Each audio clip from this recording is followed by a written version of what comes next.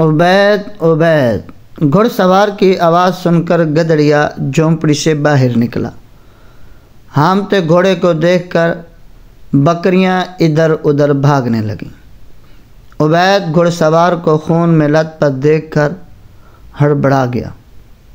کیا بات ہے؟ حذیفہ۔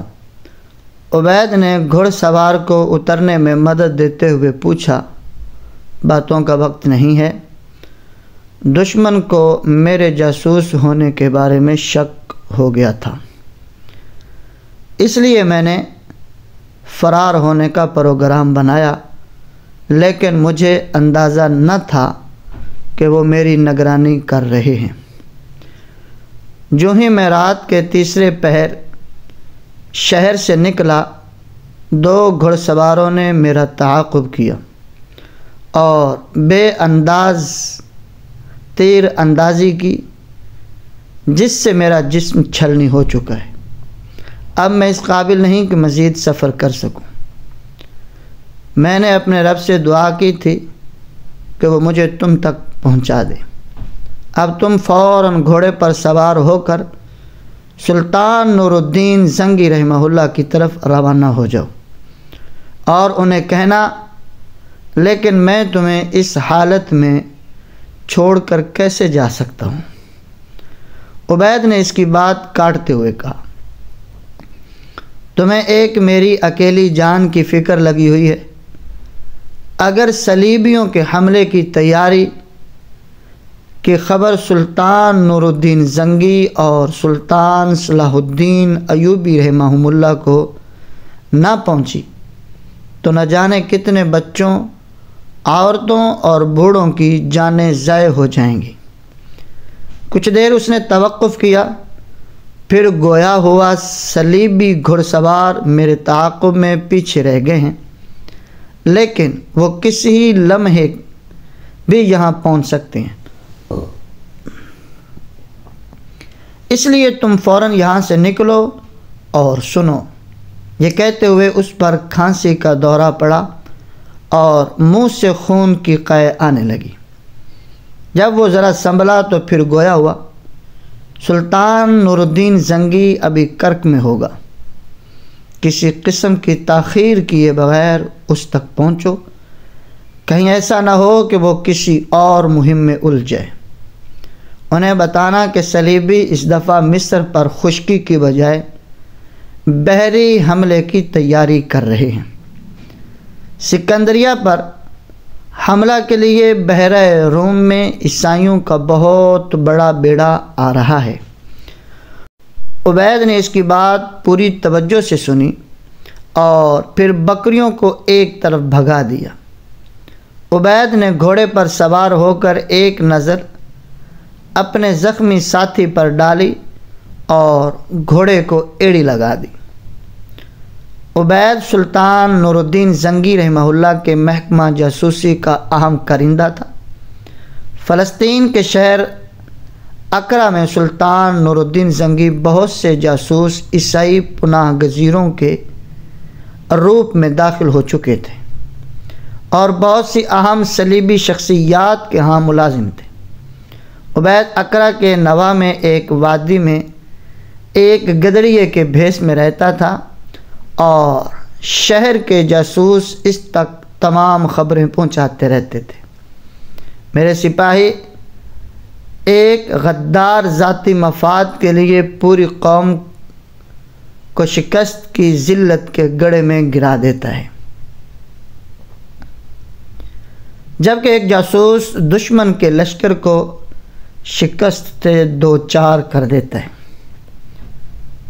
تم جو خبر دے رہے ہو یہ دراصل دشمن کی شکست کی خبر ہے۔ صلیبیوں کا بحری بیڑا انشاءاللہ اب مصر کے ساحل سے واپس نہیں جا سکے گا۔ سلطان نور الدین زنگی رحمہ اللہ کرک میں اپنے خیمے میں عبید کے کندھے پر ہاتھ رکھے کھڑا تھا۔ وہ کچھ دیر یوں ہی محویت کے عالم میں رہا اور پھر گویا ہوا، تم اور تمہارے ساتھیوں نے جان پر کھیل کر یہ راز حاصل کیا۔ میں ان مشکلات کو جانتا ہوں اس کا اجر تمہیں اللہ ہی دے سکتا ہے۔ اگرچہ اس خبر کے صلے میں تم دولت کے انبار کے حقدار ہو، لیکن دولت کی حرص نہیں تو مسلمانوں کو کھوکھلا کر کے رکھ دیا ہے، اور قوم میں غداروں کی پوری فصل تیار ہو چکی ہے۔ میں تمہیں انعام میں وہی چیز دوں گا جس کی ضرورت قوم کے ہر فرد کو ہے۔ یہ کہتے ہوئے سلطان نور الدین زنگی ایک قدم پیچھے ہٹے اور پھر اس نے اپنی نیام سے تلوار نکالی اور گویا ہوا۔ اس وقت جب ہلالی پرچم پر صلیب اپنا منحوس سایہ ڈالنے کی کوشش میں ہے، ایک سپاہی اپنے بھائی کو تلوار سے بڑھ کر کوئی تحفہ نہیں دے سکتا۔ یہ کہتے ہوئے سلطان نے اپنے دونوں ہاتھوں پر تلوار رکھ کر عبید کو پیش کی۔ میرے لیے یہ بہت بڑا اعزاز ہے سلطان معظم۔ عبید نے تلوار دونوں ہاتھوں میں تھامتے ہوئے کہا، میرے سپاہی، یہ وہ تلوار ہے جس نے بڑے بڑے صلیبیوں کا خون پیا ہے۔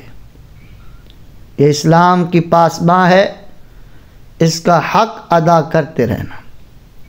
غلام اس کا حق ادا کرنے میں کوتاہی نہیں کرے گا۔ یہ کہتے ہوئے عبید نے سینے پر ہاتھ رکھ کر کمر کو تھوڑا سا خم دیا۔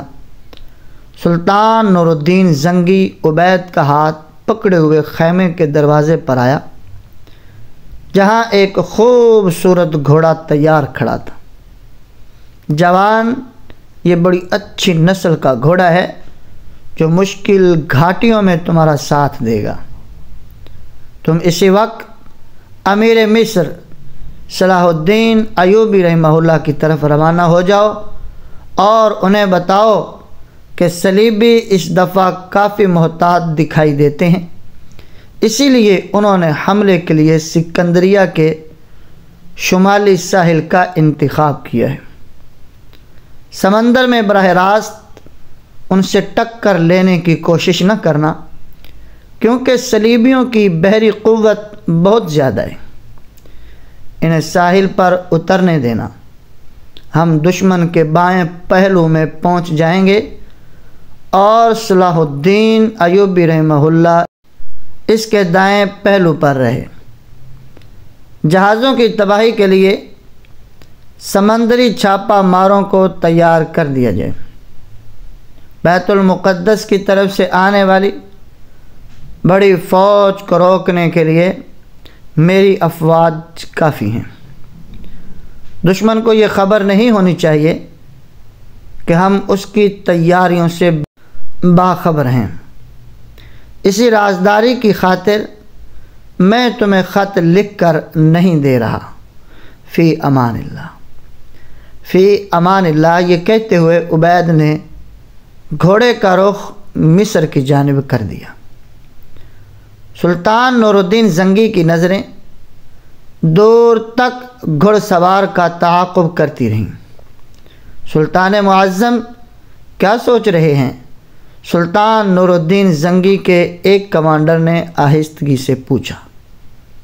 میں سوچ رہا ہوں کہ ایک یہ سرفروش مجاہد ہیں جو اپنے گھر بار چھوڑ کر دشمن کی خبریں لانے کے لیے جان کو خطرات میں ڈالے رکھتے ہیں تاکہ ملک و ملت خطرات سے محفوظ رہے، اور دوسری طرف وہ ملت فروش امراء ہیں جو قوم و ملت کے دیے ہوئے منصب اور اعزاز پر قناعت کرنے کی بجائے چند روزہ دنیاوی مفادات کے لیے یہود و نصارہ کے ساتھ گٹھ جوڑ کرتے ہیں اور ملت کو ذلت کے گڑھوں میں دھکیلنے پر بھی انہیں کوئی شرمندگی محسوس نہیں ہوتی۔ کچھ دیر توقف کے بعد وہ پھر گویا ہوا۔ بیت المقدس کی سرزمین پر خواتین اسلام اور بچوں کی دردناک چیخیں مجھ سے فلسطین کا رخ کرنے کا تقاضا کرتی ہیں۔ لیکن چھوٹی چھوٹی خود مختار ریاستوں کے بے ضمیر امراء میرے پاؤں کی زنجیر بن جاتے ہیں۔ امت مسلمہ کے قیمتی وسائل جو صلیبی دشمنوں کی قوت کو توڑنے میں صرف ہونا چاہیے، وہ آپس کی بے مقصد کشائش میں ضائع ہو رہے ہیں۔ سوائے امیر مصر سلطان صلاح الدین ایوبی کے کسی طرف سے بھی خوشگوار ہوا کا جھونکا نہیں آتا۔ سلطان نور الدین زنگی کی آزردگی اس کے لہجے پر غالب تھی۔ ہسٹوریکل پوائنٹ کے معززین، ہماری آپ سے ریکویسٹ ہے کہ اگر آپ چاہتے ہیں کہ اس طرح کی ہسٹورک اور اسلامک ویڈیو آپ تک بروقت پہنچتی رہیں، ہمارا ہسٹوریکل پوائنٹ یوٹیوب چینل کو سبسکرائب کر کے نوٹیفیکیشن آن کر لیں تاکہ اس کی نیکسٹ قسط آپ تک بروقت پہنچ سکے۔ ملتے ہیں ایک نیکسٹ ویڈیو میں، ابھی تک ہمیں اجازت دیجیے۔ جزاکم اللہ فی الدارین۔